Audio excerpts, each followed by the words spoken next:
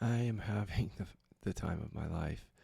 Authenticity is the most fun you can have, the most enjoyment that I've seen, because you just don't have to hide anymore. And that's there's incredible peace in it once you've processed or if you process things.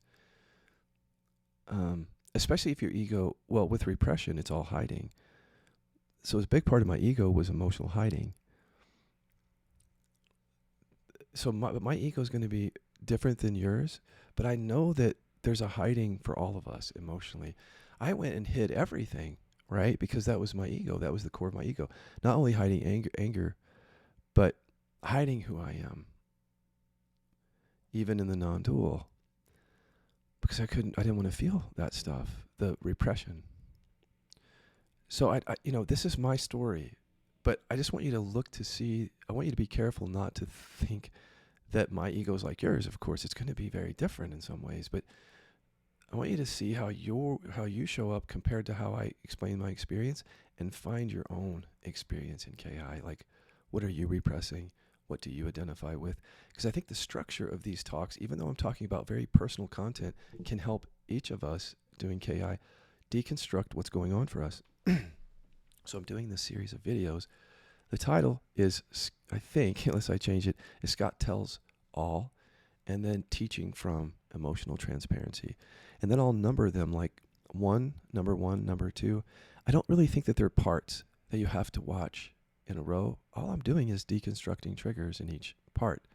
You could watch any of these and get the basics, but you might want to watch all of them to really get to know me if you want to, and to get to know yourself, because I am you, and this is trauma, and I'm literally turning all my trauma inside out for you. Here we go. Now, I started with my first marriage because, you see, by that time I was into non-duality and having shifts and experiences, so I wanted to show you how even with the recognition of the non-dual, you can still be triggered. I explained from time to time how my triggers would happen.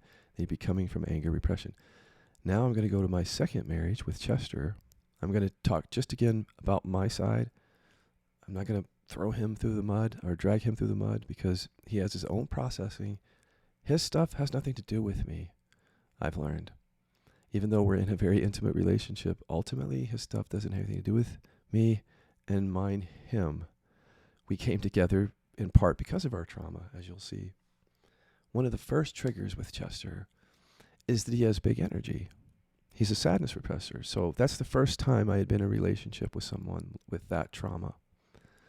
Oh, okay. So that showed me that I had been surrounding myself with people that for my trauma were safe. In other words, my first husband, I realized at that point, was actually an anger repressor, but more of the kind of the, maybe more of the one on the Enneagram, like perfectionism, thwarted anger comes out as judgment, how I perceived as nitpicking, right? If he would have gotten in contact with his anger, he probably would have gotten angry at me about the dishes, and maybe he could have processed it and maybe or maybe not moved on, but he couldn't. He couldn't go to anger either. So Chester could. And that was a new experience.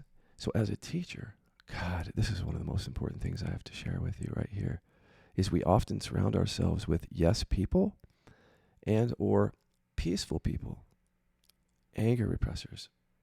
Not always anger repressors, but people who are into spirituality, who process their own stuff. So, but it's more than that. Often we'll hang out with yes people. If we're in repression, you should look at each of your teachers and see if around them they have people that agree with them a lot. So, like recently in a meeting, I just want to let you know how I stand on this. There's some change that I would like in the organization. And being Scott Killaby, if people are in repression, they won't always speak up, or in the past. People that I work with, other trainers, but they're doing their work, and they have been. And I was just sort of half joking to my operations manager that when I come into that meeting, I'm going to say, here's exactly what I want. And then I'm going to be open to hear, but I'm going to be, unabashed about it. And I said, I just hope that they feel like they can disagree with me. If they can't disagree with me, they have work to do. And I don't know if I want to be in that meeting, because I don't want to barrel through this. everybody needs to show up, you know. So that's how I see things now, is I need to be able to express my power and what I am in the world and what I want, but I also need to not be attached to the outcome. I need to be open to criticism fully, I've learned. And I learned that from Chester. Because if I did something that he perceived wrong or insensitive, or something like his dad, actually. So he grew up with a dad who was angry and would get angry at Chester. Chester couldn't express vulnerability. So anger was the way that he would get his dad's attention if he felt that something was wrong, which is another way of saying that when Chester got triggered, anger was safer for him than sadness or hurt. Whew, that's a recipe right there. That's why I've been talking about that for you guys, any of you in that relationship, sadness repressor, anger repressor, because you're dating your shadow. And I know that you guys are having, to some degree, conflict. But the degree of the verbal conflict or the visible conflict would be really the degree to which the sadness repressor can express anger. Some sadness repressors feel it, but they shut down around it and don't always express it. So then that could even be a household in which we're not engaging with anger. So the trigger with Chester was, if I do something wrong, instead of being judgy, like my first husband, he'd be angry. Not judgments, it's just anger. The first time I dealt with that, and the first thing I noticed is like, I just don't know what to do with that. He's like full on angry, like angry. And I'm seeing this is like way out of proportion to what happened, but it doesn't matter. Here's my partner and he's really angry. The presence thing didn't work. I tried to use it. Unconsciously, I was using it at first. I didn't know I was using it. But when he would get angry, I would just sort of do that thing like, okay, so I can see that you're really upset. I'm going to go away. Or I wasn't dealing with my anger, so I would just try to manipulate the situation into a calmer experience because I didn't want to feel the anger. So most of it was just survival in the beginning with his anger. I didn't have the skill. And so the survival would be like, if I can just get away from him and just be quiet and process, but then I wouldn't process the anger. See? So back to identity, if there's any, look at that. There wasn't much though. So that was helpful to see. I don't have a deficiency story to distract myself with. Like I couldn't find it, except that I just noticed that I have to be peaceful here. Why can't I be angry? I can't. And so then I saw that the source of my triggers with Chester was anger repression. And at the same time, I had chronic pain. So it was all starting to come together.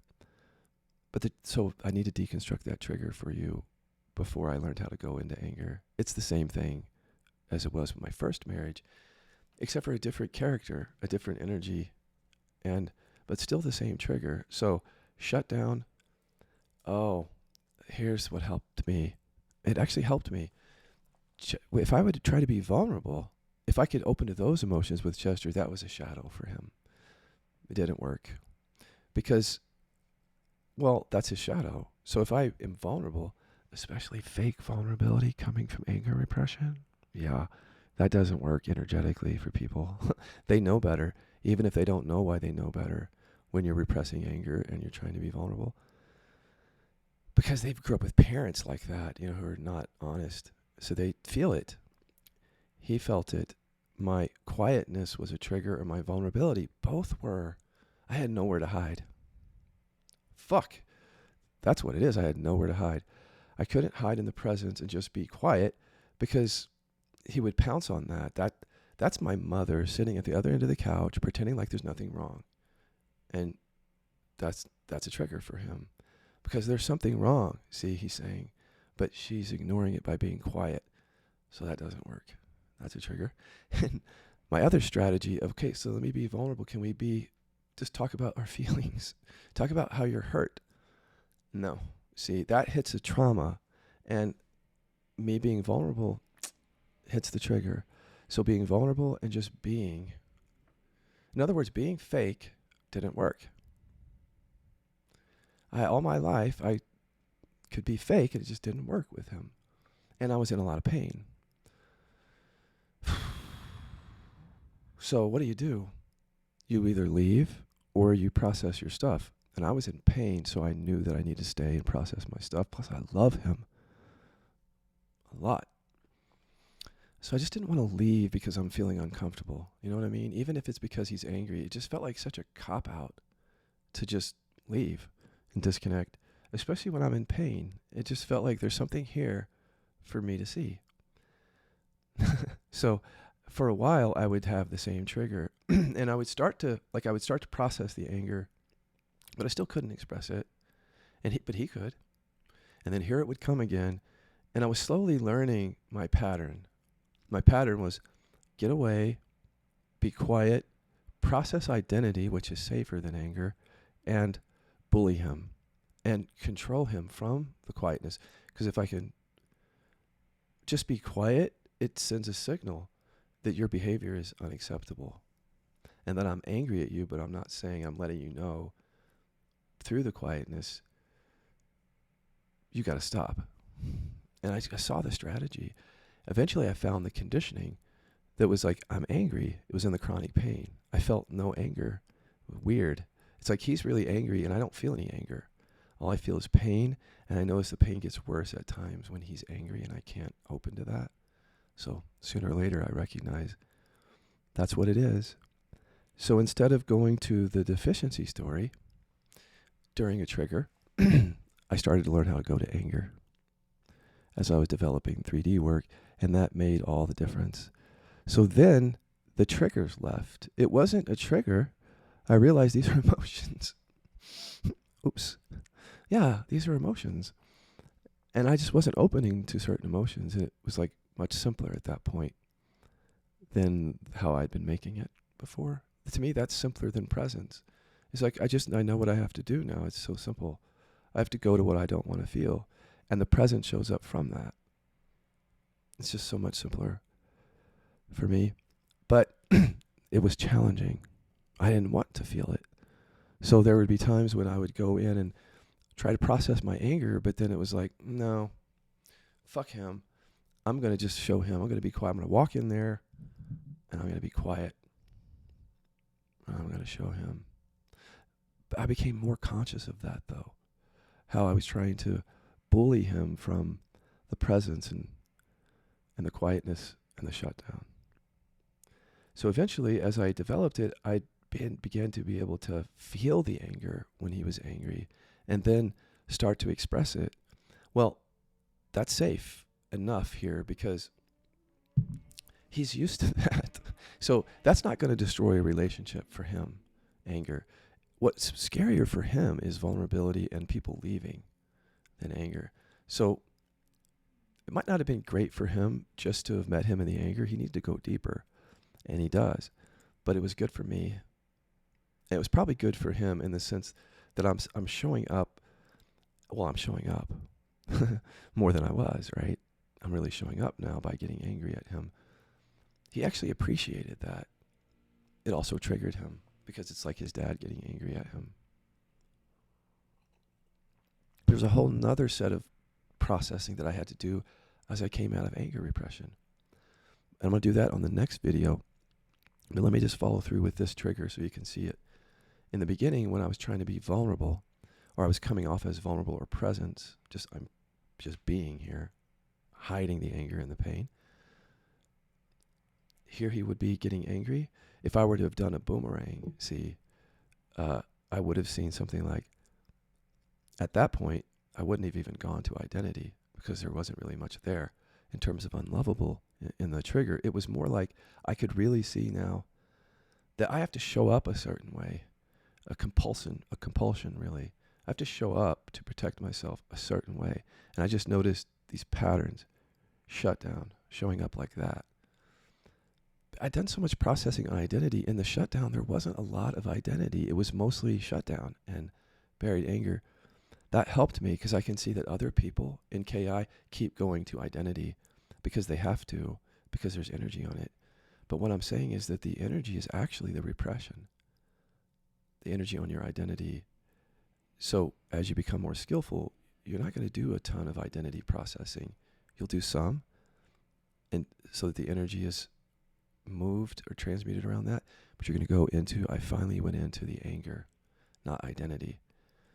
And that's how I, began to open to him more, by being able to feel and express anger. Now, but before I got there, the trigger was, if I'm being present to you, see, that's a bamboozle if you have anger repression. So the presence is like the visible, the visible effect of the trauma. You could say using presence in that way is a trauma response. Presence itself is not a trauma response, right? But how the conditioning was using it was, so using it in a way to shut down.